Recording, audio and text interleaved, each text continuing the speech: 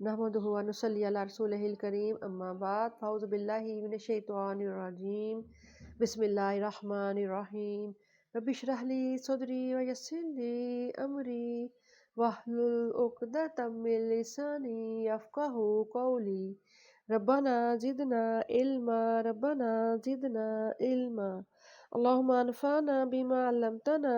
وعلمنا ما ينفعنا وزدنا علما اللہم ارنا الحق حقا وارزقنا اتباعہ وارنا الباطل باطلا وارزقنا اجتنابہ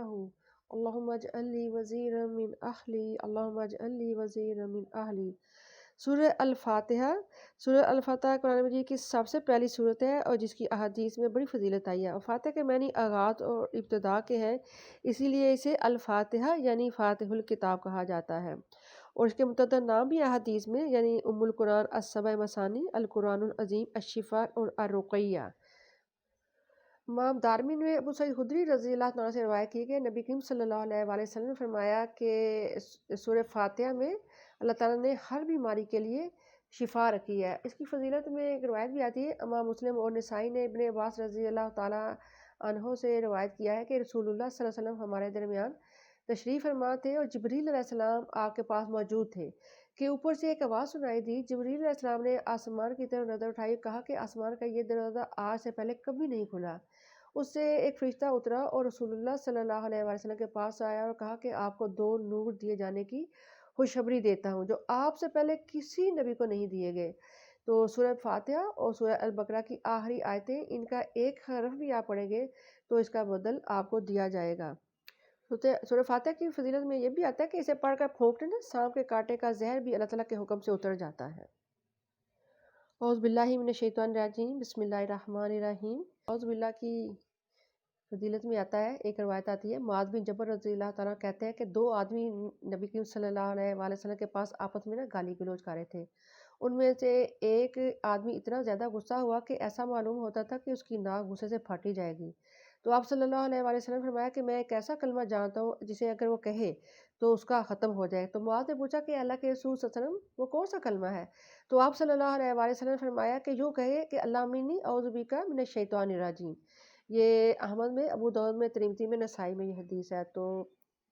یہ اس کی فضیلت میں آتا ہے اعوذ باللہ کی کہ غصے کی حالت میں اس کو پڑھنا چاہیے۔ اسی طرح بسم اللہ الرحمن الرحیم، اس کی فضیلت کو بھی دیکھتے ہیں۔ قرآن کریم کی کئی آیتوں اور کئی صحیح احادیث سے معلوم ہوتا ہے کہ ایک مسلمان کی زندگی میں بسم اللہ کی بڑی اہمیت ہے، اور کوئی بھی کام کرنے سے پہلے بسم اللہ کہنا ظاہر ہے باعث خیر بھی ہے، برکت کا باعث بھی ہے، اور سب سے بڑھ کر اللہ تعالیٰ کی مدد کا اور حفاظت کا بھی سبب ہے۔ مثلا احمد کی روایت میں آتا ہے کہ بسم اللہ کہنے سے شیطان جو ہوتا ہے نا ذلیل ہو جاتا ہے، یہاں تک کہ مکھی کی مانند حقیر ہو جاتا ہے۔ اسی لیے کھانے پینے، جانور ذبح کرنے، بیوی سے معاشرت کرنے، وضو کرنے اور بیت الخلاء میں داخل ہونے سے پہلے اور تمام دوسرے کاموں یعنی کرنے سے پہلے بسم اللہ کہنا مستحب ہے۔ ہر قسم کی تعریف اللہ تعالیٰ کے لیے ہے جو کائنات کا رب ہے، وسیع رحمت والا، بہت رحم کرنے والا ہے، بدلے کے دن کا مالک ہے۔ ہم صرف تیری ہی عبادت کرتے ہیں اور صرف تجھ ہی سے مدد مانگتے ہیں۔ ہم کہتے ہیں نا ایاک نعبد و ایاک نستعین، جس سے مقصد پتہ کیا ہوتا ہے؟ یعنی ہم تیری ہی عبادت کرتے ہیں اور تجھ ہی سے مدد چاہتے ہیں، یعنی کہ نہ عبادت اللہ کے سوا کسی اور کے لیے جائز ہے اور نہ ہی مدد کسی اور سے مانگنا جائز ہے۔ تو ان الفاظ سے شرک کا جو ہے نا سد باب ہی کر دیا گیا ہے۔ ہمیں سیدھے راستے پر چلا، ان لوگوں کے راستے پر جن پر تو نے انعام فرمایا، ان کا راستہ نہیں جن پر غضب ہوا، اور نہ ہی ان کا جو گمراہ ہوئے۔ یعنی اس میں ہم کہتے ہیں کہ اللہ تعالیٰ ہمیں چلاؤ ان لوگوں کے راستے پہ، اہدنا الصراط المستقیم۔ تو اصل میں یہ صراط مستقیم کی نا وضاحت ہے کہ یہ سیدھا راستہ وہ ہے جس پر یعنی کہ وہ لوگ چلے جن پر اللہ تعالیٰ تیرا نام ہوا۔ یعنی ہم کہتے ہیں کہ اللہ تعالیٰ ہمیں ان لوگوں کے راستے پہ چلا جن پر تیرا نام ہوا، اور یعنی کہ انبیاء، شہداء، صالحین کا راستہ مانگتے ہیں، جیسا کہ سورہ نساء میں آتا ہے نا۔ سورہ النساء کی آیت نمبر 69 میں اللہ تعالیٰ فرماتے ہیں وَمَن يُطِعِ اللَّهَ وَرَسُولَهُ فَأُولَٰئِكَ مَعَ الَّذِينَ أَنْعَمَ اللَّهُ عَلَيْهِم مِّنَ النَّبِيِّينَ والصدیقین والشہداء والصالحین وحسن اولئک رفیقا۔ آیت نمبر 69 اور اس کا ترجمہ ہے، اور اللہ اور اس کے رسول کی اطاعت کرتے ہیں اور جو اللہ اور اس کے رسول کی اطاعت کرتے ہیں وہ قیامت کے روز ان لوگوں کے ساتھ ہوں گے جن پر اللہ تعالیٰ نے انعام کیا، یعنی انبیاء، صدیقین، شہداء اور صالحین، اور ان لوگوں کی رفاقت بہت ہی خوب ہے۔ تو اس آیت میں اللہ تعالیٰ نے یہ وضاحت کر دی ہے کہ انعام یافتہ لوگوں کا یہ راستہ جو نا ہے وہ کیا ہے، یعنی اللہ تعالیٰ کی اطاعت اور نبی کریم صلی اللہ علیہ وسلم کی اطاعت کا راستہ ہی اصل میں وہ راستہ ہے۔ اس کے علاوہ کوئی بھی راستہ ہے جو صراط مستقیم نہیں ہے۔ اسی راستے پہ چل کے انسان اپنے رب کو راضی کر سکتا ہے جب وہ اس کی اطاعت کرتا ہے اور نبی کریم صلی اللہ علیہ وآلہ وسلم کی سنت کی اتباع کرتا ہے۔ یہاں پہ مغضوب کی بات ہے، تو جن پر اللہ تعالیٰ کا غضب ہوا تھا وہ یہودی تھے، اور جو گمراہ ہوئے تھے یعنی ضالین تھے وہ نصارہ تھے۔ سورہ البقرہ مدنی ہے اور اس میں 286 آیتیں اور 40 رکوع ہیں۔ پارہ نمبر 1 ہے بسم اللہ الرحمن الرحیم، اللہ تعالیٰ کے نام سے جو وسیع رحمت والا بہت ہی رحم کرنے والا ہے۔ سورہ بقرہ کی فضیلت کو پہلے دیکھیں گے۔ حضرت ابو ہریرہ رضی اللہ تعالیٰ کہتے ہیں کہ رسول اللہ صلی اللہ علیہ وآلہ وسلم نے فرمایا کہ اپنے گھروں کو قبر نہ بناؤ، جس گھر میں سورہ البقرہ پڑھی جاتی ہے تو اس میں سے شیطان یعنی داخل نہیں ہوتا بھی۔ یہ مثلا احمد میں بھی روایت ہے اور صحیح مسلم میں، ترمذی میں اور نسائی میں بھی ہے۔ عبداللہ ابن مسعود رضی اللہ تعالیٰ سے ایک مرفوع روایت ہے کہ شیطان اس گھر سے بھاگ جاتا ہے جس میں سورۃ البقرہ کی یعنی وہ تلاوت کو سنتا ہے۔ یہ مستدرک حاکم کی روایت ہے۔ ابو امامہ رضی اللہ تعالیٰ کہتے ہیں کہ میں نے نبی کریم صلی اللہ علیہ وآلہ وسلم کو کہتے ہوئے سنا کہ قرآن پڑھا کرو، اس لیے کہ قیامت کے دن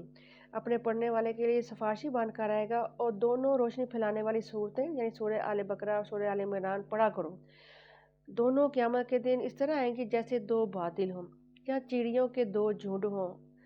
اور صف باندھے ہوئے اپنے پڑھنے والے کی طرف سے دفاع کر رہی ہوں گی۔ سورہ البقرہ پڑھو اس لیے کہ اس کا حاصل کرنا برکت ہے اور اس کا چھوڑ دینا باعث حسرت ہے، اور جادوگر لوگ اس کے پڑھنے والے پر اثر انداز نہیں ہو سکتے۔ سورہ بقرہ کی جو آخری 2 آیات ہیں ان کی بہت زیادہ فضیلت ہے۔ آیت نمبر 285 اور آیت نمبر 286، ان کی فضیلت کے بارے میں حدیث آتی ہے۔ امام بخاری نے ابن مسعود رضی اللہ تعالیٰ عنہ سے روایت کی ہے کہ نبی کریم صلی اللہ علیہ وآلہ وسلم نے فرمایا کہ جو شخص سورہ بقرہ کی آخری دونوں آیتیں رات میں پڑھ لے گا وہ اس کو کافی ہوں گی۔ اور امام احمد نے ابو ذر رضی اللہ تعالیٰ عنہ سے روایت کی ہے، اور مسلم نے عبداللہ سے روایت کی ہے کہ سورہ بقرہ کی آخری آیتیں عرش کے نیچے خزانے میں تھیں اور رسول اللہ صلی اللہ علیہ وآلہ وسلم کو معراج کی رات میں عطا ہوئیں۔ اس کی 2 آخری جو آیات ہیں ان کو کوشش کر کے زبانی یاد کرنا چاہیے، اور رات کو ڈیلی اس کو پڑھنا بھی چاہیے۔ سورہ البقرہ کی آخری 2 آیات ہیں۔ الف لام میم، یہی وہ کتاب ہے جس میں کوئی شک نہیں، پرہیزگاروں کے لیے ہدایت ہے۔ تو اصل میں متقی کون ہوتا ہے؟ متقی جو اللہ تعالیٰ سے ثواب کی امید پر یعنی اللہ تعالیٰ کی اطاعت کرتا ہے اور اس کے عذابوں کے خوف کی وجہ سے برے کام چھوڑ دیتا ہے، اور اس میں ہدایت کا ذکر بھی ہے، ہدن۔ تو ہدایت سے کیا مراد ہے؟ ہدایت سے مراد علم نافع ہے، یعنی قرآن کا علم، حدیث کا علم، اللہ کے رسول صلی اللہ علیہ وسلم کی سیرت کا علم جو انسان حاصل کرتا ہے پھر اس کے اوپر عمل کرتا ہے۔ تو جس کو عمل کی توفیق مل جاتی ہے اسی کو اصل میں ہدایت ملتی ہے۔ اللہ تعالیٰ فرماتے ہیں آیت نمبر 3 میں، وہ جو غیب پر ایمان رکھتے ہیں اور نماز قائم کرتے ہیں اور جو ہم نے انہیں دیا ہے اس میں سے خرچ کرتے ہیں۔ نبی کریم صلی اللہ علیہ وآلہ وسلم نے فرمایا کہ اے آدم کے بیٹے تو خرچ کر تو تجھ پر بھی خرچ کیا جائے گا، اللہ کے آگ سے بچو، ہاں کھجور کا ایک ٹکڑا ہی کیوں نہ ہو صدقہ کر کے۔ تو آپ صلی اللہ علیہ وآلہ وسلم کتنی پیاری حدیث، آپ صلی اللہ علیہ وسلم نے کتنی صدقے کی ترغیب دلائی اور اللہ کے راستے میں خرچ کرنے کی ترغیب بھی دلائی کہ ہاں کھجور کا ایک ٹکڑا ہی کیوں نہ ہو تو اس کو خرچ کرو تاکہ اللہ کی آگ سے، اس کے عذاب سے بچ سکو۔ آیت نمبر 4 میں اللہ تعالیٰ فرماتے ہیں، اور جو اس پر ایمان رکھتے ہیں جو آپ پر نازل کیا گیا یعنی قرآن، اور جو آپ سے پہلے نازل کیا گیا اور آخرت پر بھی یقین رکھتے ہیں، یہی لوگ آپ اپنے رب کی طرف سے ہدایت پر ہیں اور یہی کامیاب ہیں۔ یقیناً جن لوگوں نے انکار کیا ان کے لیے برابر ہے کہ آپ انہیں ڈرائیں یا نہ ڈرائیں، وہ ایمان نہیں لائیں گے۔ اللہ تعالیٰ نے ان کے دلوں، ان کے کانوں پر مہر لگا دی ہے اور ان کی آنکھوں پر پردہ ہے، اور ان کے لیے بڑا عذاب ہے۔ اور لوگوں میں کچھ ایسے بھی ہیں جو کہتے ہیں کہ ہم اللہ تعالیٰ اور آخرت کے دن پر ایمان لائیں، حالانکہ وہ ایمان لانے والے نہیں۔ وہ اللہ تعالیٰ کو اور ایمان والوں کو دھوکہ دیتے ہیں، حالانکہ وہ صرف اپنے آپ کو دھوکہ دیتے ہیں مگر شعور نہیں رکھتے۔ ان کے دلوں میں ایک بیماری ہے، اللہ تعالیٰ نے ان کی بیماری کو زیادہ کر دیا اور ان کے لیے دردناک عذاب ہے کیونکہ وہ جھوٹ بولتے ہیں۔ اور جب ان سے کہا جاتا ہے کہ زمین میں فساد نہ پھیلاؤ تو جواب دیتے ہیں کہ یقیناً ہم اصلاح کرنے والے ہیں۔ خبردار، در حقیقت یہی لوگ فساد کرنے والے ہیں مگر وہ نہیں سمجھتے۔ اور جب ان سے کہا جاتا ہے کہ جس طرح دوسرے لوگ ایمان لائیں آپ بھی اسی طرح ایمان لے آؤ تو کہتے ہیں کہ کیا ہم اسی طرح ایمان لائیں جس طرح بیوقوف لوگ ایمان لائے ہیں۔ خبردار بیوقوف تو در حقیقت یہی لوگ ہیں مگر وہ نہیں جانتے۔ اور جب وہ ایمان والوں سے ملتے ہیں تو کہتے ہیں کہ ہم ایمان لے آئے، اور جب اپنے سرداروں کے ساتھ اکیلے ہوتے ہیں تو کہتے ہیں کہ یقیناً ہم تمہارے ساتھ ہیں، ہم تو ان سے محض مذاق کرنے والے ہیں۔ اللہ تعالیٰ ان سے مذاق کر رہا ہے اور ان کو ان کی سرکشی میں ڈھیل دے رہا ہے، اور وہ اندھے بنے ہوئے ہیں۔ یہ وہ لوگ ہیں جنہوں نے رہنمائی کے بدلے گمراہی خریدی ہے، پس نہ ان کی تجارت ان کے لیے نفع مند ہوئی، نہ ہی وہ ہدایت پانے والے ہیں۔ ان کی مثال اس شخص کی مانند ہے جس نے آگ جلائی، جو ہی اس کا ارد گرد روشن ہوا تو اللہ تعالیٰ نے ان کی بینائی چھین لی اور انہیں اندھیروں میں چھوڑ دیا کہ انہیں کچھ نظر ہی نہیں آتا۔ وہ بہرے ہیں، گونگے ہیں، اندھے ہیں، اب وہ نہ پلٹیں گے۔ یا جیسے آسمان سے موسلادھار بارش ہو رہی ہو، جس میں تاریکیاں بھی ہوں اور گر چمک بھی ہو، بجلی کی کڑک سے موت کے ڈر سے اپنی انگلیاں اپنے کانوں میں ٹھونستے ہیں، اور اللہ تعالیٰ حق کا انکار کرنے والوں کو گھیرنے والا ہے۔ قریب ہے کہ بجلی ان کی نگاہیں اچک لے، جب بھی ان پر روشنی ہوتی ہے اس میں وہ چل پڑتے ہیں، اور جب ان پر اندھیرا چھا جاتا ہے تو وہ کھڑے ہو جاتے ہیں، اور اگر اللہ تعالیٰ چاہے تو ان کے کانوں اور آنکھوں کو بالکل ہی بیکار کر دے۔ یقیناً اللہ تعالیٰ ہر چیز پر قدرت رکھنے والا ہے۔ اے لوگوں، اپنے رب کی بندگی کرو جس نے تمہیں اور تم سے پہلے لوگوں کو پیدا کیا تاکہ تم بچ جاؤ۔ وہ ذات جس نے تمہارے لیے زمین کو فرش اور آسمان کو چھت بنایا، اور آسمان سے پانی نازل کیا اور اسے تمہارے رزق کے لیے پھل پیدا کیے۔ چنانچہ جب تم یہ جانتے ہو تو کسی کو اللہ تعالیٰ کا شریک نہ بناؤ، اور اگر تم اس بارے میں شک میں ہو جو ہم نے اپنے بندے پر نازل کیا ہے تو اس جیسی ایک صورت ہی لے آؤ، اور اللہ تعالیٰ کے ماسوا اپنے تمام حمایتیوں کو بھی بلاؤ لاؤ اگر تم سچے ہو۔ آیت نمبر 24 ہے سورہ البقرہ۔ پھر اگر تم نے نہ کیا اور تم ہرگز نہ کر سکو گے تو اس آگ سے ڈرو جس کا ایندھن انسان اور پتھر ہوں گے، جو کافروں کے لیے تیار کی گئی ہے۔ ان لوگوں کو خوشخبری دے دو جو ایمان لے آئے اور جنہوں نے نیک عمل کیے کہ یقیناً ان کے لیے ایسے باغات ہیں جن کے نیچے نہریں جاری ہیں۔ جب بھی ان میں سے کوئی پھل انہیں کھانے کو ملے گا تو وہ کہیں گے یہ تو وہی پھل ہے جو اس سے پہلے بھی ہمیں دیے گئے تھے، اور انہیں ایک دوسرے سے ملتا جلتا رزق دیا جائے گا، اور ان کے لیے وہاں پاکیزہ بیویاں ہوں گی اور وہ اس میں ہمیشہ رہنے والے ہیں۔ یقیناً اللہ تعالیٰ اسے نہیں شرماتا کہ وہ مچھر جیسے بھی کسی چھوٹی چیز کی مثال بیان کرے۔ بس جو لوگ ایمان لائے ہیں وہ جانتے ہیں کہ یقیناً ان کے رب کی طرف سے حق ہے، اور جو انکار کرتے ہیں وہ کہتے ہیں کہ اس مثال سے اللہ تعالیٰ نے کیا ارادہ کیا ہے۔ اللہ سبحانہ تعالیٰ اس کے ذریعے سے بہتوں کو گمراہ کرتا ہے، بہتوں کی رہنمائی کرتا ہے، اور وہ اس کے ساتھ نافرمانوں کے سوا کسی کو گمراہ نہیں کرتا۔ اور جو اللہ تعالیٰ کے عہد کو مضبوط کرنے کے بعد توڑ دیتے ہیں اور جس کو جوڑنے کا اللہ تعالیٰ نے حکم دیا اسے کاٹ پھینکتے ہیں اور زمین میں بگاڑ پیدا کرتے ہیں، یہی لوگ نقصان اٹھانے والے ہیں۔ تو یعنی زمین میں بگاڑ کا پیدا ہوتا ہے جب رشتوں کی پاسداری نہیں کی جاتی۔ جبیر بن مطعم رضی اللہ تعالیٰ روایت بیان کرتے ہیں کہ اللہ کے رسول صلی اللہ علیہ وآلہ وسلم نے فرمایا کہ رشتہ داری توڑنے والا جنت میں داخل نہیں ہوگا۔ آیت نمبر 28 ہے سورہ البقرہ۔ تم کیسے اللہ تعالیٰ کا انکار کر سکتے ہو حالانکہ تم بے جان تھے؟ اس نے تمہیں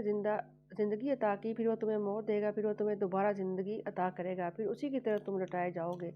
وہی تو ہے جس نے تمہارے لیے وہ سب کچھ پیدا کیا جو زمین میں ہے، پھر اس نے آسمان کی طرف توجہ فرمائی اور 7 آسمان ہموار بنائے، اور وہ ہر چیز کو بخوبی جاننے والا ہے۔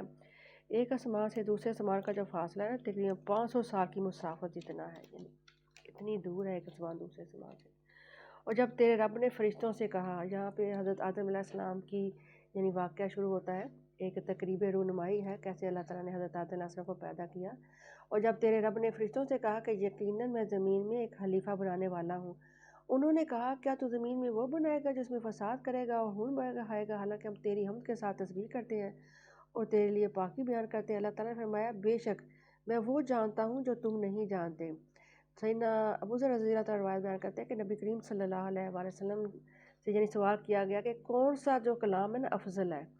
تو فرشتے جو ہیں اللہ تعالیٰ کی افضل مخلوق ہے نا، تو انہی کا کلام پھر ظاہر ہے سب سے افضل انہی کا کلام ہے۔ تو آپ صلی اللہ علیہ وآلہ وسلم نے فرمایا کہ جس کو اللہ تعالیٰ نے اپنے فرشتوں کے لیے یعنی کہ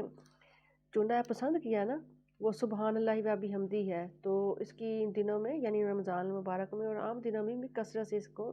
ذکر کرنا چاہیے، کیونکہ یہ بہت ہی افضل کلام ہے اور یہ فرشتوں کا کلام ہے، سبحان اللہ و بحمدہ۔ تو آپ صلی اللہ علیہ وسلم نے فرمایا کہ یہ افضل کلام ہے۔ آیت نمبر 31 میں ہے، اور اللہ تعالیٰ فرماتے ہیں اور اللہ تعالیٰ نے آدم کو ساری چیزوں کے نام سکھا دیے، پھر انہیں فرشتوں کے سامنے پیش کیا اور فرمایا اگر تم سچے ہو تو مجھے ان چیزوں کے نام بتاؤ۔ انہوں نے کہا آپ پاک ہیں، جو کچھ آپ نے ہمیں سکھایا ہے اس کے سوا ہمیں کچھ علم نہیں، بے شک آپ ہی خوب علم والے حکمت والے ہیں۔ اللہ تعالیٰ نے فرمایا اے آدم انہیں چیزوں کے نام بتا دو۔ چنانچہ جب آدم نے انہیں ان چیزوں کے نام بتا دیے تو اللہ تعالیٰ نے فرمایا کیا میں نے تم سے نہ کہا تھا کہ بے شک آسمانوں اور زمین کے راز میں ہی جانتا ہوں، اور میں وہ بھی جانتا ہوں جو تم ظاہر کرتے ہو، جو تم چھپاتے ہو۔ اور جب ہم نے فرشتوں سے کہا کہ آدم کو سجدہ کرو تو انہوں نے سجدہ کیا، مگر ابلیس نے انکار کیا اور تکبر کیا اور کافروں میں سے ہو گیا۔ اور ہم نے کہا اے آدم، تم اور تمہاری بیوی دونوں جنت میں رہو اور جہاں سے چاہو خوب کھاؤ، اور اس درخت کے قریب بھی نہ جانا ورنہ تم ظالموں میں سے ہو جاؤ گے۔ پھر شیطان نے ان دونوں کو اس درخت سے پھسلا دیا اور ان دونوں کو اس جگہ سے نکلوا دیا جس میں وہ تھے، یعنی جنت سے، اور ہم نے حکم دیا تم سب یہاں سے اتر جاؤ، تم ایک دوسرے کے دشمن ہوگے اور تمہارے لیے زمین میں ایک مدت تک ٹھہرنا اور فائدہ اٹھانا ہے۔ سیدنا ابو ہریرہ رضی اللہ تعالیٰ عنہ بیان کرتے ہیں کہ اللہ کے رسول صلی اللہ علیہ وآلہ وسلم نے فرمایا کہ دنوں میں سے بہتر دن جن میں سورج نکلتا ہے نا، وہ جمعے کا دن ہے، اور اسی دن اللہ تعالیٰ نے حضرت آدم علیہ السلام کو پیدا کیا، اسی دن وہ جنت سے میں یعنی داخل کیے گئے اور اسی دن وہ وہاں سے نکالے بھی گئے تھے، تو قیامت بھی اسی دن قائم ہوگی۔ پھر آدم نے اپنے رب سے چند کلمات سیکھ لیے تو اللہ تعالیٰ نے توبہ قبول کی، یقیناً وہی توبہ قبول کرنے والا رحم کرنے والا ہے۔ وہ کلمات کیا تھے؟ وہ دعا ہے ربنا ظلمنا انفسنا وان لم تغفر لنا وترحمنا لنکونن من الخاسرین، کہ ترجمہ اس دعا کا کہ اے اللہ، ہم نے اپنی جانوں پر ظلم کیا، اگر آپ نے ہمیں معاف نہ کیا، ہم پر رحم نہ کیا تو ہم ضرور نقصان اٹھانے والوں میں سے ہو جائیں گے۔ تو جب حضرت آدم علیہ السلام نے یہ دعا کی تھی اور اللہ تعالیٰ سے توبہ استغفار کی تو اللہ تعالیٰ نے ان کو معاف فرما دیا تھا۔ ہم نے کہا تم سب یہاں سے اتر جاؤ، پس میری طرف سے تمہارے پاس جو کوئی رہنمائی آئے گی تو جو میری رہنمائی کی پیروی کریں گے ان کے لیے نہ خوف ہوگا اور نہ وہ غمگین ہوں گے۔ تو اللہ تعالیٰ نے حکم دیا تم سب یہاں سے اتر جاؤ، یعنی کہ سب سے مراد ہے کہ آدم علیہ السلام، حضرت حوا اور شیطان، تینوں کو اللہ تعالیٰ نے پھر جنت سے نکلنے کا حکم دیا تھا۔ وجہ کیا تھی کہ اللہ تعالیٰ کی نافرمانی کی تھی، تو نافرمان لوگ اللہ تعالیٰ کے جو ہے وہ ظاہر جنت میں نہیں رہ سکتے، جیسے کہ حضرت آدم علیہ السلام کو اللہ تعالیٰ کی جنت سے اترنا پڑا تھا اور ساتھ میں حضرت حوا کو اور شیطان کو بھی۔ اور جن لوگوں نے انکار کیا اور ہماری آیات کو جھٹلایا وہ آگ والے ہیں، اس میں ہمیشہ ہی رہنے والے ہیں۔ اللہم اجرنا من النار، اللہم اجرنا من النار، اللہم اجرنا من النار۔ اے بنی اسرائیل، یاد کرو میری اس نعمت کو جو میں نے تمہیں عطا کی تھی، اور تم میرے عہد کو پورا کرو، میں تمہارے عہد کو پورا کروں گا، اور صرف مجھ ہی سے ڈرتے رہو، اور جو میں نے نازل کیا اس پر ایمان لاؤ کہ تمہارے پاس جو ہے یہ اس کی تصدیق کرتا ہے، اور تم سب سے پہلے اس کا انکار کرنے والے نہ بنو، اور میری آیات کو تھوڑی قیمت پر نہ بیچا کرو، اور صرف مجھ ہی سے ڈرتے رہو، اور حق کو باطل کے ساتھ نہ ملاؤ اور نہ ہی حق کو چھپاؤ، حالانکہ تم جانتے ہو، اور نماز قائم کرو اور زکوٰۃ ادا کرو اور رکوع کرنے والوں کے ساتھ رکوع کرو۔ کیا تم لوگوں کو نیکی کا حکم دیتے ہو اور اپنے آپ کو بھول جاتے ہو، حالانکہ تم کتاب کی تلاوت کرتے ہو؟ کیا تم عقل سے کام نہیں لیتے؟ اور صبر اور نماز کے ذریعے سے مدد مانگو، اور یقیناً یہ مشکل کام مگر خشوع کرنے والوں کے لیے مشکل نہیں ہے۔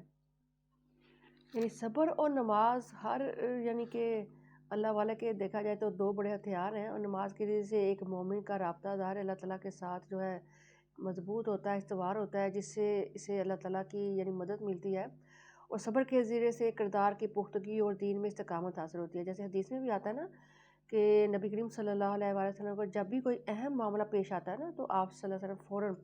نماز کا اہتمام فرماتے تھے۔ تو اللہ تعالیٰ نے مدد مانگنے کے دو ذریعے بتائے، صبر اور نماز۔ آیت نمبر 46 ہے، جو ایمان رکھتے ہیں کہ یقیناً وہ اپنے رب سے ملاقات کرنے والے ہیں اور یقیناً وہ اسی کی طرف لوٹنے والے ہیں۔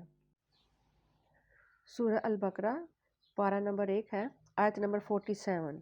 اے بنی اسرائیل، یاد کرو میری نعمت کو جو میں نے تمہیں عطا کی تھی، اور یقیناً میں نے تمہیں دنیا جہان پر فضیلت عطا کی تھی۔ اللہ تعالیٰ نے کثرت سے انبیاء اور رسول اور کتابیں بھیجی بنی اسرائیل میں۔ اور ڈرو اس دن سے جب کوئی شخص کسی دوسرے شخص کے کچھ بھی کام نہ آئے گا، اور نہ کسی کی سفارش قبول کی جائے گی، اور نہ کسی سے کوئی معاوضہ لیا جائے گا، اور نہ ہی ان کی مدد کی جائے گی۔ سیدنا ابو ہریرہ رضی اللہ تعالیٰ عنہ روایت کو بیان کرتے ہیں کہ آپ صلی اللہ علیہ وآلہ وسلم نے فرمایا کہ اے فاطمہ، محمد صلی اللہ علیہ وآلہ وسلم کی بیٹی، اپنی جان کو دوزخ سے بچاؤ، جو مال مجھ سے مانگنا ہے یہی مانگ لو، آخرت میں تمہارے سامنے کچھ بھی کام نہیں آ سکوں گا۔ اور جب ہم نے تمہیں آل فرعون سے بچایا تھا، انہوں نے تمہیں بری سزا میں مبتلا کر رکھا تھا، وہ تمہارے بیٹوں کو ذبح کر دیتے تھے اور تمہاری عورتوں کو زندہ رہنے دیتے تھے، اور تمہارے لیے اس میں تمہارے رب کی طرف سے بڑی آزمائش تھی۔ اور جب ہم نے تمہیں سمندر پھاڑ کر بچا لیا تھا اور تمہارے دیکھتے ہی دیکھتے آل فرعون کو ڈبو دیا تھا، اور جب ہم نے موسیٰ سے 40 راتوں کا وعدہ لیا، اس کے بعد پھر تم نے بچڑے کو معبود بنا لیا اور تم ظلم کرنے والے تھے، پھر اس کے بعد ہم نے تمہیں معاف کر دیا تاکہ تم شکر گزار بنو، اور جب ہم نے موسیٰ کو کتاب اور فرق کرنے والی چیز دی تاکہ تم رہنمائی حاصل کرو، اور جب موسیٰ نے اپنی قوم سے کہا اے میری قوم، یقیناً تم نے بچڑے کو معبود بنا کر اپنے پر ظلم کیا ہے، لہٰذا اپنے پیدا کرنے والے کے حضور توبہ کرو اور اپنے لوگوں کو قتل کرو، یہی تمہارے پیدا کرنے والے کے نزدیک تمہارے لیے بہتر ہے۔ پھر اللہ تعالیٰ نے تمہاری توبہ قبول کی، یقیناً وہی توبہ قبول کرنے والا مہربان ہے۔ اصل میں یہ وہی 70,000 لوگ قتل ہوئے تھے، انہوں نے بچڑے کی عبادت کی تھی۔ اصل میں ہماری زندگی کا مقصد تو عبادت ہے نا، تاکہ ہمارے دل محبت کے ساتھ اور تعظیم سے اللہ تعالیٰ کے آگے جھک جائیں۔ اور جب تم نے کہا ہے موسیٰ ہم ہرگز آپ کی بات نہیں مانیں گے جب تک کہ ہم اللہ تعالیٰ کو سامنے نہ دیکھ لیں، پھر تمہارے دیکھتے ہی دیکھتے تمہیں بجلی نے آ پکڑا، پھر ہم نے تمہاری موت کے بعد تمہیں اٹھایا تاکہ تم شکر گزار بنو، اور ہم نے تم پر بادلوں کا سایہ کیا اور تم پر من و سلوہ نازل کیا، کھاؤ پاک چیزوں میں سے جو ہم نے تمہیں رزق دیا ہے۔ انہوں نے ہم پر ظلم نہیں کیا بلکہ وہ سب اپنے اوپر ظلم کرتے تھے۔ اللہ تعالیٰ نے یہ جو معجزات دیے تھے بنی اسرائیل کو، ان کا ذکر ہے یہاں پہ کہ من جو تھی نا، اصل میں یہ شبنم کی طرح کی چیز تھی جو آسمان سے اترتی ہے اور درختوں کے پتوں پر جم جاتی تھی اور مزے میں بالکل شہد کی طرح میٹھی تھی۔ نبی کریم صلی اللہ علیہ وآلہ وسلم نے فرمایا کہ سانپ کی طرح کی چھتری من کی قسم ہی ہے جسے یعنی بنی اسرائیل کے لیے اتارا گیا۔ اور سلوہ یہاں پہ جو جس کا ذکر کیا گیا آیت کے اندر، سلوہ ایک چڑیا ہے جو بٹیر کی متشابہ شکل ہوتی ہے اس کی، اور جس کو یہ لوگ ذبح کرتے تھے اور پھر کھا لیا کرتے تھے۔ آیت نمبر 58 ہے، اور جب ہم نے کہا اس بستی میں داخل ہو جاؤ پس میں جہاں سے چاہو خوب کھاؤ، اور دروازے میں سے جھک کر داخل ہونا اور کہتے جانا بخش دے ہم تمہاری خطاؤں کو معاف کر دیں گے اور جلد ہی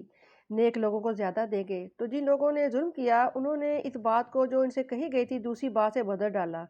تو ہم نے ان کی نافرمانی کی وجہ سے ظلم کرنے والوں پر آسمان سے عذاب نازل کیا۔ اچھا، یہ جو آسمانی عذاب تھا یہ کیا تھا؟ بعض نے کہا کہ غضب الہی تھا، یا پھر بہت زیادہ سخت سردی تھی، یا پھر طاعون تھا۔ اور اس آخری معنی کی تائید حدیثیں بھی ہوتی ہے، جیسے کہ نبی کریم صلی اللہ علیہ وآلہ وسلم نے فرمایا کہ یہ طاعون اسی عذاب کا حصہ ہے جو تم سے پہلے بعض لوگوں پر نازل ہوا۔ تمہاری موجودگی میں کسی جگہ پر یہ طاعون پھیل جائے تو وہاں سے مت نکلو، اور اگر کسی اور علاقے کی بابت تمہیں معلوم ہو کہ وہاں طاعون ہے تو وہاں مت جاؤ۔ جیسے کہ آج کل دیکھیں کہ کرونا کی وجہ سے سب ممالک نے اپنے بارڈرز کلوز کیے ہوئے ہیں، اور یعنی کہ لوگوں کا ملنا جلنا منع کیا ہوا اس طرح سے تاکہ لوگوں کے درمیان یہ وبا جو ہے اس طرح سے نہ پھیلے۔ یعنی کہ نبی کریم صلی اللہ علیہ وسلم نے بات جو آج سے 14 صدیوں پہلے بتا دی تھی کہ جہاں یہ وبا پھوٹ پڑے وہاں مت جاؤ، اور وہاں جہاں وبا پھوٹ چکی ہے وہاں کے لوگ بھی باہر مت نکلیں۔ تو آپ صلی اللہ علیہ وآلہ وسلم کی حدیث سے کتنی پیاری رہنمائی ہوتی ہے۔ کرونا سے بچنے کے لیے بھی لوگ کتنی تدابیر کر رہے ہیں، تو جہاں پہ کرونا ہے، جہاں پہ مریض ہیں، ان کو قرنطینہ میں رکھا جاتا ہے، اور پھر تاکہ گھر کے جو باقی افراد ہیں وہ اس سے محفوظ رہیں۔ تو مسلم ممالک میں اگر یورپ میں دیکھا جائے تو انہوں نے اپنے بارڈرز بھی کلوز کر دیے ہیں اسی لیے تاکہ دوسرے ممالک سے لوگ ان کے ملک میں آ کے ان کے لوگوں کو بیمار نہ کریں۔ اصول اللہ تعالیٰ کے رسول صلی اللہ علیہ وآلہ وسلم نے ہمیں 14 صدیاں پہلے ہی بتا دیا تھا، جو حدیث ہماری رہنمائی کرتی ہے۔ آیت نمبر 60 ہے، اور جب موسیٰ نے اپنی قوم کے لیے پانی کی دعا کی تو ہم نے کہا کہ اپنی لاٹھی پتھر پر مارو، اس سے 12 چشمے پھوٹ نکلے۔ تمام گروہوں نے اپنی پانی لینے کی جگہ کو جان لیا، اللہ تعالیٰ کے رزق میں سے کھاؤ اور پیو، اور زمین میں فساد کرنے والے بن کر نہ پھرا کرو۔ اور جب تم نے کہا اے موسیٰ ہم ایک ہی کھانے پر قطعاً صبر نہیں کر سکتے، لہٰذا اپنے رب سے دعا کرو کہ ہمیں وہ چیزیں دے جو زمین اگاتی ہے، اس کی سبزیاں، اس کے کھیرے، اس کی گندم، اس کے مسور، اس کے پیاز۔ تو موسیٰ نے کہا کیا تم ایک بہتر چیز کے بدلے میں ادنیٰ چیز طلب کرتے ہو؟ کسی شہر میں چلے جاؤ تو یقیناً جو کچھ تم نے طلب کیا ہے تمہیں ملے گا، اور ان پر ذلت و محتاجی مسلط کر دی گی اور وہ اللہ تعالیٰ کا غضب لے کر لوٹے۔ یہ اس وجہ سے ہوا کہ وہ اللہ تعالیٰ کی آیات کا انکار کرتے تھے اور اللہ تعالیٰ کے نبیوں کو ناحق قتل کرتے تھے۔ یہ اس وجہ سے ہوا کہ انہوں نے نافرمانی کی اور وہ حدود سے نکل جاتے تھے۔ حدیث آتی ہے، آپ صلی اللہ علیہ وآلہ وسلم نے فرمایا کہ 4 چیزوں سے اللہ کی پناہ مانگو تو ایسا دل، سب سے پہلے کہ اے اللہ، آپ صلی اللہ 4 چیزوں سے اللہ تعالیٰ کی پناہ مانگا کرتے تھے۔ سب سے پہلے آتا ہے کہ اے اللہ میں ایسے دل سے تیری پناہ مانگتا ہوں جو ڈرتا نہیں، اور ایسی دعا سے جو سنی نہیں جاتی، اور ایسے نفس سے جو کبھی سیر ہی نہیں ہوتا، اور ایسے علم سے جو فائدہ نہیں دیتا۔ آیت نمبر 62 ہے سورہ بقرہ، یقیناً جو لوگ ایمان لائے اور جو یہودی ہوئے یا عیسائی یا صابی، ان میں سے جو اللہ تعالیٰ اور آخرت کے دن پر ایمان لایا، اس نے نیک کام کیے، ان کا اجر ان کے رب کے پاس ہے، اور ان کے لیے نہ کوئی خوف ہوگا اور نہ ہی وہ غمگین ہوں گے۔ آیت نمبر 62 میں اصل میں ان یہودیوں کا ذکر کیا جو حضرت موسیٰ علیہ السلام کے دور میں تھے اور تورات پر عمل کرتے تھے، پھر حضرت عیسیٰ علیہ السلام کے دور کے عیسائی تھے، اور اصل میں یہ نبی کریم صلی اللہ علیہ وآلہ وسلم کے مبعوث ہونے سے پہلے کے تھے۔ تو اس آیت میں ان کی بخشش کا وعدہ کیا گیا ہے۔ اور جب ہم نے تم پر طور اٹھا کر تم سے پختہ عہد لیا تھا کہ جو ہم نے تمہیں دیا ہے اسے مضبوطی کے ساتھ پکڑو، اور جو بھی اس میں ہے اسے یاد رکھو تاکہ تم بچ جاؤ۔ پھر اس کے بعد تم اس سے پھر گئے، چنانچہ اللہ تعالیٰ کا فضل، اس کی رحمت اگر تم پر نہ ہوتی تو تم نقصان اٹھانے والوں میں سے ہو جاتے ہو۔ یقیناً تمہیں معلوم ہے کہ تم میں سے جن لوگوں نے ہفتہ کے دن میں زیادتی کی تھی تو ہم نے انہیں کہا کہ تم ذلیل بندر بن جاؤ، پھر ہم نے ان کو اس دور کے لوگوں اور بعد میں آنے والوں کے لیے عبرت اور اللہ تعالیٰ سے ڈرنے والوں کے لیے نصیحت بنا دیا۔ اور جب موسیٰ نے اپنی قوم سے کہا یقیناً اللہ تعالیٰ تمہیں حکم دیتا ہے کہ ایک گائے ذبح کرو، انہوں نے کہا کیا تم ہم سے مذاق کرتے ہو؟ موسیٰ نے کہا میں اللہ تعالیٰ کی پناہ مانگتا ہوں کہ میں جہنم میں سے ہو جاؤں۔ یہاں پہ واقعہ ہے، یعنی کہ بنی اسرائیل میں ایک گائے کے حوالے سے، یعنی کہ گائے کا واقعہ ہے۔ بنی اسرائیل میں اصل میں ایک آدمی تھا جس کی اولاد نہیں تھی اور جس کا وارث صرف ایک بھتیجا ہی تھا، تو ایک رات اس بھتیجے نے اپنے چچا کو قتل کر کے لاش کسی آدمی کے دروازے پر ڈال دی، تو صبح قاتل کی تلاش میں ایک دوسرے کو پھر ذمہ دار ٹھہرانے لگے۔ بالآخر بات جب حضرت موسیٰ علیہ السلام تک پہنچی تو انہیں ایک گائے ذبح کرنے کا حکم ہوا، تو گائے کا ایک ٹکڑا جب مقتول کو مارا گیا تو جس سے وہ زندہ ہو گیا، اور قاتل کی پھر اس نے نشاندہی کی اور پھر وہ مر گیا۔ یہ فتح القدیر کی روایت ہے۔ انہوں نے کہا ہمارے لیے اپنے رب سے درخواست کرو کہ وہ ہم پر واضح کر دے وہ کیسی ہو۔ موسیٰ نے کہا یقیناً اللہ تعالیٰ فرماتا ہے کہ یقیناً وہ گائے نہ بوڑھی ہو نہ بچیا ہو بلکہ درمیانی عمر کی ہو، لہذا جو تمہیں حکم دیا جا رہا ہے اس کو بجا لاؤ۔ انہوں نے کہا ہمارے لیے اپنے رب سے درخواست کرو کہ ہم پر واضح کر دے کہ اس کا رنگ کیسا ہو۔ موسیٰ نے کہا یقیناً اللہ تعالیٰ فرماتا ہے کہ وہ زرد رنگ کی گائے ہو، اس کا رنگ چمکنے والا ہو کہ دیکھنے والوں کو خوش کرتا ہو۔ انہوں نے کہا کہ ہمارے لیے اپنے رب سے درخواست کرو کہ وہ ہم سے مزید بیان کر دے کہ وہ کیسی ہو۔ یقیناً گائے ہم پر مشتبہ ہو گئی اور اگر اللہ تعالیٰ نے چاہا تو ہم ضرور پتہ لگانے والے ہوں گے۔ موسیٰ نے جواب دیا یقیناً اللہ تعالیٰ فرماتا ہے کہ وہ گائے ایسی ہو کہ نہ محنت کرنے والی ہو، نہ زمین جوتنے والی ہو، نہ ہی کھیتوں کو پانی دیتی ہو، صحیح سالم اور بے داغ ہو۔ انہوں نے کہا اب تم نے حقیقت واضح کی ہے۔ پھر انہوں نے اسے ذبح کیا اور وہ ایسا کرتے معلوم نہیں ہوتے تھے، اور جب تم نے ایک شخص کو قتل کر دیا پھر ایک دوسرے سے اختلاف کرنے لگے، حالانکہ اللہ تعالیٰ کھولنے والا تھا جو کچھ تم چھپاتے تھے۔ پھر ہم نے حکم دیا کہ اس لاش کو اس گائے کے ٹکڑے سے مارو۔ اس طرح اللہ تعالیٰ مردوں کو زندہ کرتا ہے اور وہ تمہیں اپنی نشانیاں دکھاتا ہے تاکہ تم عقل سے کام لو۔ پھر اس کے بعد تمہارے دل سخت ہو گئے، پتھروں کی طرح سختی میں یا اس سے بھی بڑھ کر ہو گئے، حالانکہ یقیناً پتھروں میں بھی ایسے ہوتے ہیں جن سے چشمے پھوٹ نکلتے ہیں، اور یقیناً ان میں سے بعض پھٹتے ہیں تو ان میں سے پانی نکل آتا ہے، اور ان میں سے بعض تو اللہ تعالیٰ کے خوف سے گر پڑتے ہیں، اور اللہ تعالیٰ تمہارے کاموں سے بے خبر نہیں ہے۔ کیا پھر تم مجھ سے یہ امید رکھتے ہو کہ وہ تمہاری بات مانے، حالانکہ ان میں سے ایک گروہ اللہ تعالیٰ کے کلام کو سنتا ہے، پھر اس کو سمجھنے کے بعد جانتے بوجھتے اسے بدل ڈالتا ہے، اور جب ایمان والوں سے ملتے ہیں تو کہتے ہیں کہ ہم ایمان لائے ہیں، اور جب تنہائی میں ایک دوسرے سے ملتے ہیں تو کہتے ہیں کہ کیا تم انہیں وہ باتیں بتاتے ہو جو اللہ تعالیٰ نے تم پر کھول رکھی ہیں تاکہ تمہارے مقابلے میں تمہارے رب کے پاس ان کو حجت میں پیش کریں؟ کیا تم سمجھتے نہیں ہو؟ کیا بھلا انہیں معلوم نہیں ہے کہ اللہ تعالیٰ جانتا ہے جو کچھ وہ چھپاتے ہیں جو کچھ وہ ظاہر کرتے ہیں؟ اور ان میں سے بعض ان پڑھ بھی ہیں جو کتاب کا علم ہی نہیں رکھتے مگر انہیں خوش فہمی ہے، حالانکہ وہ محض گمان ہی کرتے ہیں۔ تباہی ہے ان لوگوں کے لیے جو اپنے ہاتھوں سے کتاب لکھتے ہیں پھر کہتے ہیں کہ یہ اللہ تعالیٰ کی طرف سے ہے تاکہ اس کے بدل میں تھوڑی سی قیمت وصول کریں۔ پھر ان کے لیے تباہی ہے اس چیز کی وجہ سے جو ان کے ہاتھوں نے لکھا ہے، اور ہلاکت ہے ان کے لیے جو وہ کماتے ہیں۔ اور وہ کہتے ہیں کہ جہنم کی آگ ہمیں ہرگز نہ چھوئے گی مگر چند دن۔ کہہ دو کیا تم نے اللہ تعالیٰ سے کوئی عہد لے رکھا ہے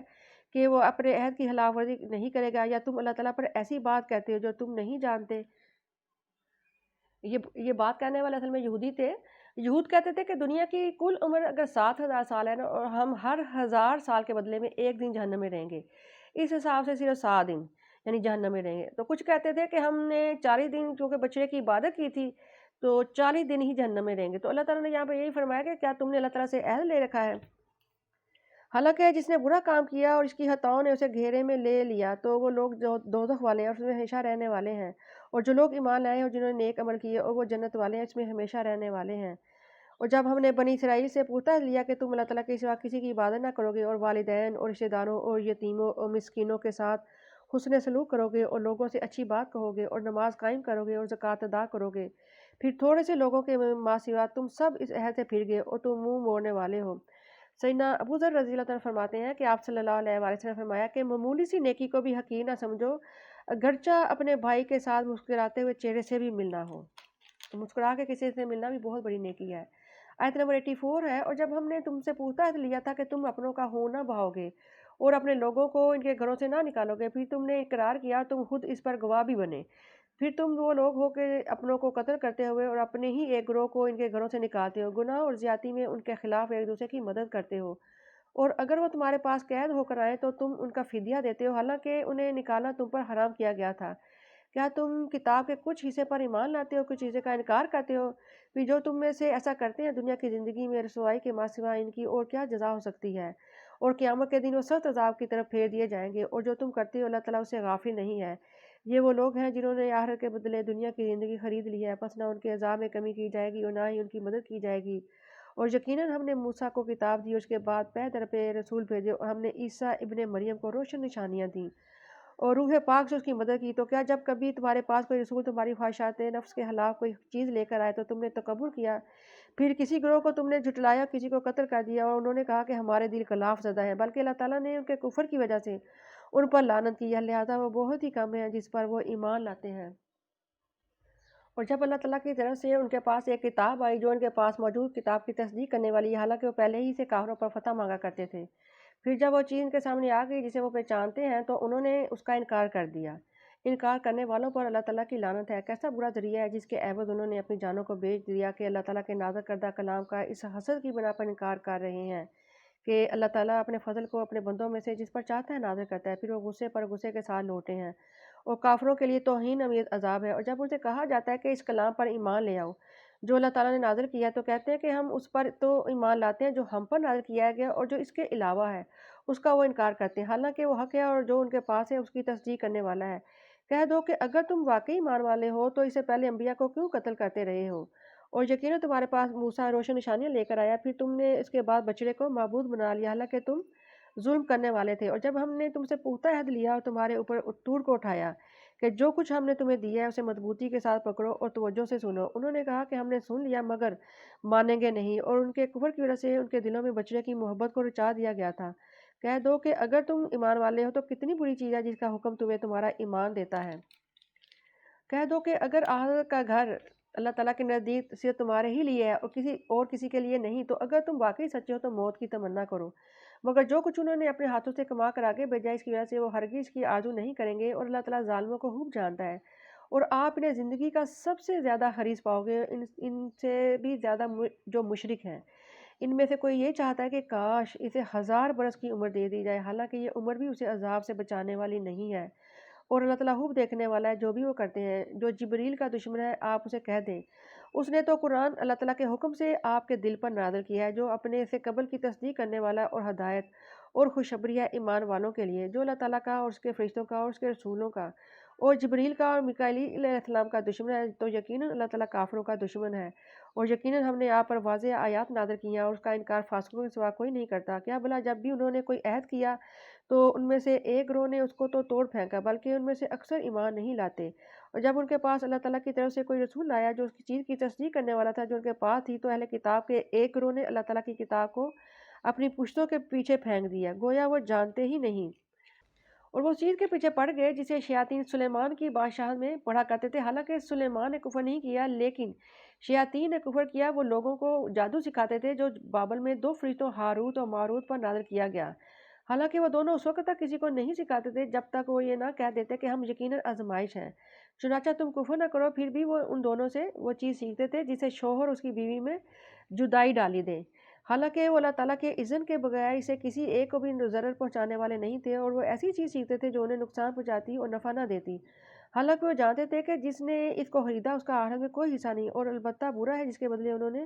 اپنی جانوں کو بیچ ڈالا، کاش وہ جان لیتے۔ تو جادو کے بارے میں آتا ہے، آپ صلی اللہ علیہ وآلہ وسلم فرماتے ہیں، ابن عباس اس حدیث کو بیان والے ہیں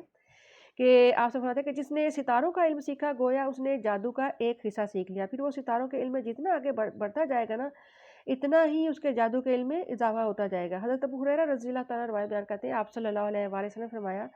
کہ 7 مہلک گناہوں سے بچو۔ صحابہ کرام رضی اللہ تعالیٰ نے پوچھا کہ یا رسول اللہ وہ کون سے گناہ ہیں؟ تو آپ صلی اللہ علیہ وآلہ وسلم نے 7 بتائے، اور ان میں سے ایک جادو بھی تھا۔ ام المومنین حضرت حفصہ رضی اللہ تعالیٰ عنہا پر جادو کر دیا گیا تھا، تو آپ صلی اللہ علیہ وآلہ وسلم نے پھر وہ جو لونڈی جس نے حضرت حفصہ پہ یعنی جادو کیا تھا، تو آپ صلی اللہ علیہ وسلم نے یعنی کہ اس لونڈی کو قتل کرنے کا حکم دیا تھا، پھر اس لونڈی کو قتل کر دیا گیا تھا۔ تو جادو کا جو علاج ہے نا اصل میں اس کے بارے میں بھی تھوڑا جاننا بڑا ضروری ہے کہ اس کے لیے سب سے پہلی بات تو یہ کہ جسم کو انسان پاک صاف رکھے، اور یہ کہ رزق جو ہے وہ حلال کھائے، اور پھر ذکر الہی کرے اور نماز پڑھے، اور صبح شام کے اذکار جو ہے ان کا بھی اہتمام کرے، اور سورۃ بقرہ کی تلاوت کرے، اور آیت الکرسی کی اور چاروں کل جو ہے وہ بھی ضرور پڑھے۔ اور ایک اور حدیث آتی ہے کہ آپ صلی اللہ علیہ وسلم فرمایا کہ جس نے صبح کے وقت یعنی 7 کھجوریں کھا لیں، اجوا کھجوریں جو ہیں، اس دن اسے نہ تو زہر نقصان پہنچا سکتا ہے نہ ہی جادو۔ تو 7 اجوا کھجوریں ہیں جو ہیں وہ بھی کھانی چاہیے، اور جو طہارت ہے اس کا بھی انتظام کرنا چاہیے، اور سورۃ بقرہ کو لازمی اس کی تلاوت کرنی چاہیے۔ تو اللہ تعالیٰ کے اذن کے بغیر کسی کو بھی جادو انشاءاللہ نقصان نہیں پہنچائے گا۔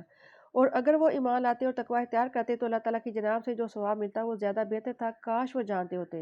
اے ایمان والو، تم رائنا نہ کہو بلکہ انظور نہ کہو، اور توجہ سے بات کو سنو، اور کافروں کے لیے دردناک عذاب ہے۔ اچھا، یہاں پہ رائنا کے معنی ہے ہمارا لحاظ اور کیجیے اور ہمارا خیال کیجیے،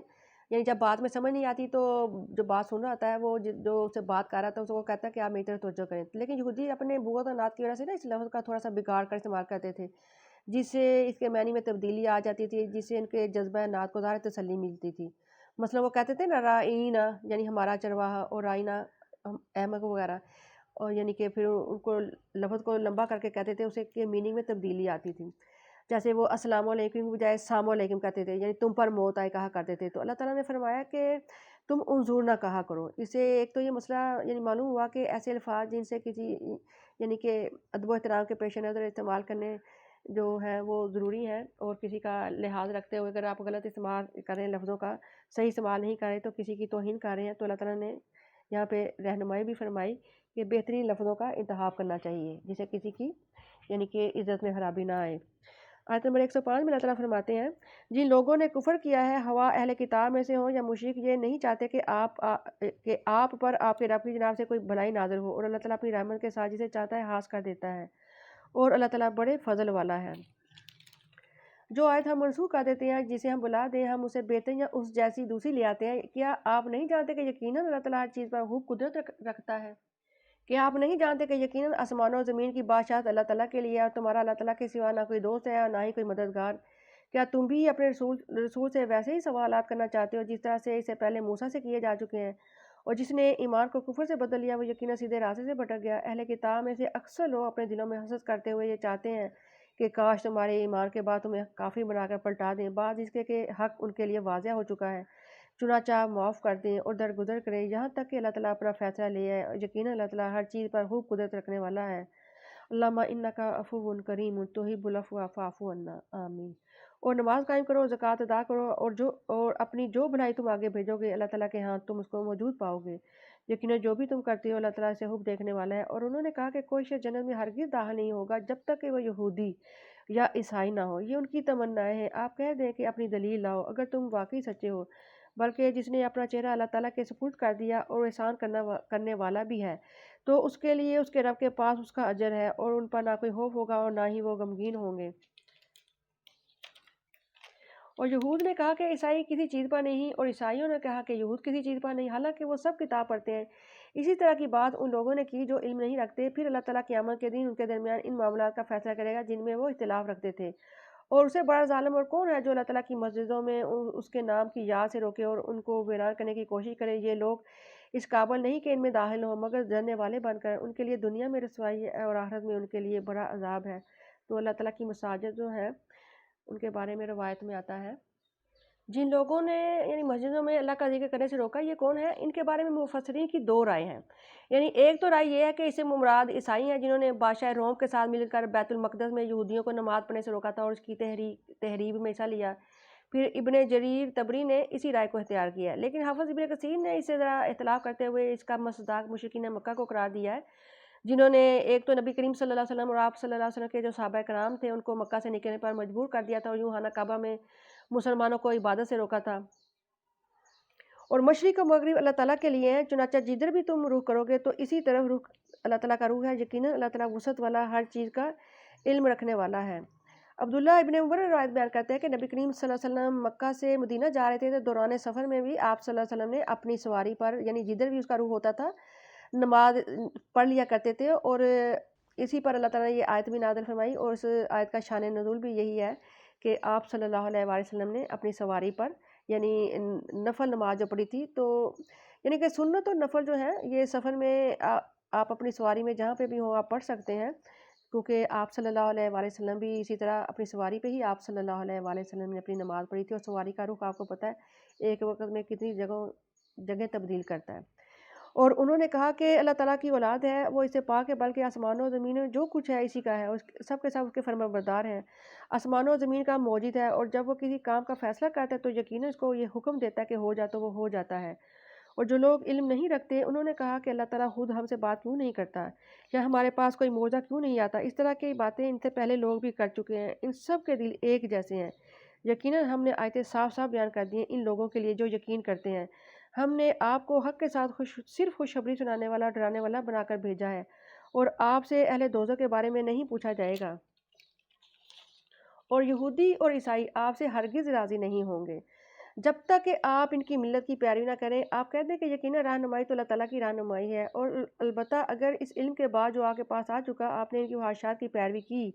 تو اللہ تعالیٰ کے مقابلے میں نہ آپ کا کوئی دوست ہوگا اور نہ ہی کوئی مددگار۔ جن لوگوں کو ہم نے کتاب دی ہے وہ اسے پڑھتے ہیں جیسا کہ پڑھنے کا حق ہے، یہی لوگ اس پر ایمان لاتے ہیں، اور جو اس کا انکار کرتا ہے وہی نقصان اٹھانے والے ہیں۔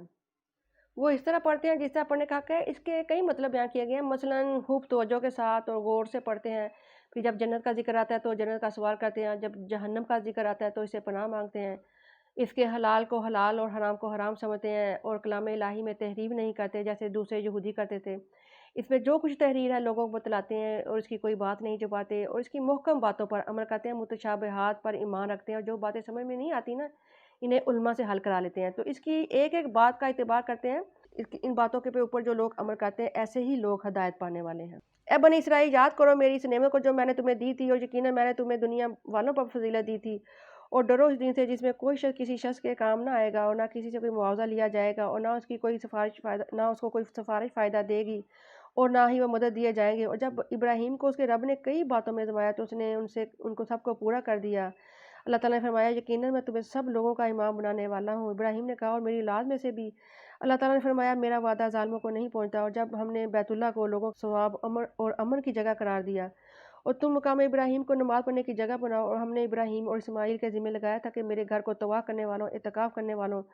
رکوع اور سجدہ کرنے والوں کے لیے پاک رکھو۔ اور جب ابراہیم نے کہا میرے رب اس شہر کو امن والا بنا دے، اور اس کے باشندوں میں سے جو اللہ تعالیٰ اور یوم آخرت پر ایمان رکھیں انہیں پھلوں میں سے رزق عطا فرما۔ اللہ تعالیٰ نے فرمایا اور جو انکار کرے گا تو میں اسے بھی تھوڑا سا فائدہ دوں گا ضرور، پھر اسے آگ کے عذاب کی طرف دھکیل دوں گا، اور وہ بدترین ٹھکانہ ہے۔ اور جب ابراہیم اور اسماعیل بیت اللہ کی بنیادیں اٹھا رہے تو انہوں نے دعا کی اے ہمارے رب ہم سے قبول فرما، یقیناً تو سب کی سننے والا سب کو جاننے والا ہے۔ حضرت ابراہیم علیہ السلام دیکھیں اللہ تعالیٰ کا گھر یعنی تعمیر کر رہے تھے تاکہ لوگوں کا دل اللہ تعالیٰ سے جڑ جائے۔ تو وہ لوگ سعادت مند ہیں جو اللہ تعالیٰ کے گھر کی تعمیر کرتے ہیں، زمین پر رہتے ہوئے زمین والوں کو یعنی نفع دینے کے لیے کام کرتے ہیں۔ تو ضرورت تو آج بھی ہے تعلیمی ادارے قائم کیے جائیں، اسی کی وجہ سے مساجد بھی آباد ہوں گی۔ یقیناً حضرت ابراہیم علیہ السلام کی دعا تھی نا کہ یقیناً آپ ان میں سے ایسے پیغمبر کو مبعوث کر دیں جو انہیں تیری آیات پڑھ کر سنائے، انہیں کتاب اور حکمت کی تعلیم دے۔ مبارکباد کے مستحق ہیں وہ لوگ جو اللہ تعالیٰ کے اس نور کو دنیا میں پھیلانے لگے ہوئے ہیں۔ اللہ تعالیٰ ہم سے بھی یہ کام لے، ہماری اولادوں سے نسلوں سے یہ کام لے، آمین۔ آیت نمبر 129 ہے 128 ہے اے ہمارے رب ہم دونوں کو اپنا فرما بردار بنا، ہماری نسلوں میں سے اپنی فرما بردار امت اٹھا، اور ہمیں اپنی عبادت کے طریقے بتا، اور ہمیں معاف فرما، یقیناً تو بڑا معاف کرنے والا بہت رحم کرنے والا ہے۔ اے ہمارے رب اور ان لوگوں میں انہی میں سے ایک رسول بھیجو انہیں تیری آیات پڑھ کر سنائے، اور انہیں کتاب اور حکمت کی تعلیم دے، اور ان کا تزکیہ کرے، یقیناً تو بڑا زبردست ہے، بڑا حکمت والا ہے۔ اور کون ہے جو ابراہیم کی ملت سے منہ موڑے مگر وہی جس نے خود کو حماقت میں مبتلا کر دیا ہو، حالانکہ ہم نے اسے دنیا میں چن لیا تھا، اور یقیناً آخرت میں وہ صالحین میں سے ہوگا۔ جب اس کے رب نے اسے کہا فرما بردار ہو جاؤ تو اس نے کہا میں رب کائنات کا فرما بردار ہو گیا۔ اور اس کی وصیت ابراہیم اور یعقوب نے اپنی اولاد کو کی اے میرے بیٹو یقیناً اللہ تعالیٰ نے تمہارے لیے دین منتخب کیا ہے، چنانچہ تم ہرگز نہ مرنا مگر اس حال میں کہ تم فرما بردار ہو۔ کیا تم اس وقت موجود تھے جب یعقوب کو موت آئی، جب اس نے اپنے بیٹوں سے کہا میرے بعد تم کس کی عبادت کرو گے؟ انہوں نے کہا ہم آپ کے معبود اور آپ کے آبا ابراہیم اسماعیل اور اسحاق کے معبود کی عبادت کریں گے جو ایک ہی معبود ہے، اور ہم اسی کے فرما بردار ہیں۔ وہ ایک جماعت تھی جو یقیناً گزر گئی، جو کچھ انہوں نے کمایا وہ ان کے لیے ہے، جو کچھ تم نے کمایا وہ تمہارے لیے ہے، اور تم سے یہ نہیں پوچھا جائے گا کہ وہ کیا کیا کرتے تھے۔ اور انہوں نے کہا کہ یہودی ہو جاؤ یا عیسائی ہو جاؤ تو ہدایت پاؤ گے۔ آپ کہہ دیں نہیں بلکہ ابراہیم کا طریقہ اختیار کرو جو یکسو تھا اور مشرکوں میں سے نہ تھا۔ آپ سب کہو کہ ہم اللہ تعالیٰ پر ایمان لائے ہیں، اور اس پر ایمان لائے ہیں جو ہماری طرف نازل کیا گیا ہے، اور جو ابراہیم اسماعیل اسحاق یعقوب اور اولاد یعقوب کی طرف نازل ہوا، اور جو موسیٰ اور عیسیٰ علیہ السلام اور دوسرے سب نبیوں کو ان کے رب کی طرف سے دیا گیا، ہم ان کے درمیان کوئی فرق نہیں کرتے، اور ہم اللہ تعالیٰ ہی کے فرما بردار ہیں۔ پھر اگر وہ اسی طرح ایمان لائیں جس طرح تم اس پر ایمان لائے ہو تو یقیناً ہدایت پا گئے، اور اگر وہ اسے منہ موڑیں تو یقیناً اب وہ ضد پر ہیں، چنانچہ ان سے اللہ تعالیٰ آپ کو کافی ہے، اور وہ سب کی سننے والا سب کو جاننے والا ہے۔ یہ آیت ہے نا فَسَيَعْفِيكَهُمُ اللَّهُ وَهُوَ السَّمِيعُ الْعَلِيمُ، تو اس آیت کے بارے میں آتا ہے کہ حضرت عثمان رضی اللہ تعالیٰ عنہ کو باغی قتل کرنے کے لیے ان کے گھر میں یعنی دیوار پھلانگ کر آئے گئے تھے اور حضرت عثمان کو شہید کر دیا گیا تھا۔ اس وقت ان کے ہاتھ میں جو صحیفہ تھا نا اس کے اوپر جو قطرے گرے تھے تو اسی آیت پہ گرے تھے، ان کا خون کے جو قطرے گرے تھے فَسَيَعْفِيكَهُمُ اللَّهُ، اس آیت کے اوپر گرے تھے حضرت عثمان رضی اللہ تعالیٰ عنہ کے خون کے قطرے۔ اور اللہ تعالیٰ کا رنگ اور کس کا رنگ اللہ تعالیٰ کے رنگ سے اچھا ہے اور ہم اسی کی عبادت کرنے والے ہیں۔ آپ کہتے ہیں کہ کیا تم اللہ تعالیٰ کے بارے میں ہم سے جھگڑتے ہو، حالانکہ وہی ہمارا اور تمہارا رب ہے، ہمارے لیے ہمارے اعمال ہیں اور تمہارے لیے تمہارے اعمال ہیں اور ہم اس کے لیے خالص ہونے والے ہیں۔ کیا تم کہتے ہو کہ یقیناً ابراہیم، اسماعیل، اسحاق، یعقوب اور ان کی اولاد سب یہودی یا عیسائی تھے؟ آپ پوچھیں کیا تم زیادہ جانتے ہو یا اللہ تعالیٰ؟ اور اسے بڑا ظالم کون ہوگا جو اس گواہی کو چھپائے جو اللہ تعالیٰ کی جناب سے اس کے پاس ہے، اور جو کچھ تم کرتے ہو اللہ تعالیٰ اس سے غافل نہیں۔ اور وہ ایک جماعت ہی جو یقیناً گزر چکی ہے، جو کچھ انہوں نے کمایا وہ ان کے لیے ہے، جو کچھ تم نے کمایا وہ تمہارے لیے ہے، اور تم سے ان کاموں کے بارے میں نہیں پوچھا جائے گا جو وہ کیا کرتے تھے۔ حضرت ابو ہریرہ رضی اللہ تعالیٰ روایت بیان کرتے ہیں کہ نبی کریم صلی اللہ علیہ وآلہ وسلم نے فرمایا کہ جس شخص کو اس کے عمل نے پیچھے کر دیا تو اس کا حسب نسب اسے آگے یعنی نہیں لے جا سکتا۔ یعنی کام آنے والی کون سی چیز ہے؟ کام آنے والا صرف انسان کا عمل ہی ہے، اعمال صالح جو اس کے ساتھ ہوں گے۔ تو کسی کا یعنی کسی قبیلے کنبے گروہ سے یا سید گھرانے سے تعلق رکھنے سے اس کو فائدہ نہیں دے گا۔ فائدہ جو چیز دے گی انسان کو وہ اس کے اپنے اعمال ہی ہیں، یعنی اصلاح کی نیکیوں سے تو کسی کو کوئی فائدہ نہیں نا ملنے والا، کیونکہ ہر انسان کا جو مواخذہ کیا جائے گا اس کے نیک اعمال کی بنیاد پر ہی کیا جائے گا، یا تو اس کو جزا ملے گی یا پھر سزا ملے گی۔ تو آگے کرنے والی چیز کون سی ہے؟ عمل ہی ہے انسان کے۔ تو ہر انسان جو ہے اس کے قرآن مجید میں اللہ تعالیٰ فرماتے ہیں نا کہ کوئی کسی کا بوجھ نہیں اٹھائے گا، انسان کے لیے وہی کچھ ہے جس کی اس نے کوشش کی ہے۔ لیس للانسان الا ما سعی، کہ انسان کے لیے وہی کچھ ہے جو وہ کوشش کرتا ہے۔ تو عمل کام آنے والے ہیں، نیکیاں کام آنے والی ہیں، اور اللہ کی محبت اور اللہ کا تقوی کام آنے والا ہے، اور اللہ تعالیٰ کے لیے زندگی کو گزارنا اور پروگرام کو سمجھ کے اس کی رضا کے مطابق جینا جو ہے اور اس کی پسند کو آگے رکھنا جو ہے انسان کو نفع دے گا، اور نیکیاں کرنا جو ہے انسان کو نفع دے گا۔ اور انسان کو سب سے بڑھ کر یہ کہ وہ دنیا میں جو اللہ تعالیٰ نے انسان کو بھیجا ہے اپنی عبادت کے لیے، اللہ تعالیٰ نے انسان کو اپنی رضا کے لیے بھیجا ہے کہ وہ انسان دنیا میں اس کو راضی کرے، اور یقیناً جو انسان اپنے رب کو راضی کرے گا اس کے لیے جنت ہے، جو اپنے رب کو اپنے رب کی نافرمانی کرے گا تو ظاہر ہے نافرمان تو جنت میں نہیں رہ سکتے۔ جس طرح سے اللہ تعالیٰ نے حضرت آدم علیہ السلام کو جب انہوں نے نافرمانی کی تھی تو کس طرح سے حضرت آدم علیہ السلام کو بھی، حضرت حوا کو بھی اور شیطان کو بھی، یعنی تینوں کو جنت سے نکال دیا تھا۔ تو اللہ کے فرمان برداروں کے لیے اللہ تعالیٰ کی جنت ہے، اور اللہ تعالیٰ نے اپنے نافرمانوں کے لیے، سرکشوں کے لیے، متکبرین کے لیے دوزخ تیار کی ہے۔ اللہ سے ہم دعا کرتے ہیں کہ اللہ تعالیٰ ہمیں صحیح معنوں میں اس دین کی سمجھ بھی عطا فرمائے، اس کا فہم نصیب فرمائے اور اس پہ عمل کرنے کی توفیق عطا فرمائے۔ اس قرآن کو ہمارے دلوں کی بہار بنا دے، ہماری آنکھوں کا نور بنا دے، ہمارے غموں کا دکھوں کا اللہ تعالیٰ اس سے مداوع بھی فرما دے۔ قبر کی وحشتوں میں اللہ تعالیٰ اس کو ہمارا شفیع بنا دے، اور اس کو ہمارا ساتھ اللہ تعالیٰ قبر کی وحشتوں میں ہمارا ساتھی بنائے، اور حشر کے میدان میں اللہ تعالیٰ اس قرآن کو ہمارا شفیع بنا دے۔ ربنا تقبل منا انک انت السمیع العلیم وتب علینا انک انت التواب الرحیم، وصلی اللہ تعالیٰ علیہ وصحبہ واہل بیتہ اجمعین برحمتک یا ارحم الراحمین الہی آمین۔ سبحانک اللہم و بحمدک نشہد ان لا الہ الا انت نستغفرک ونتوب الیک۔ آمین ثم آمین۔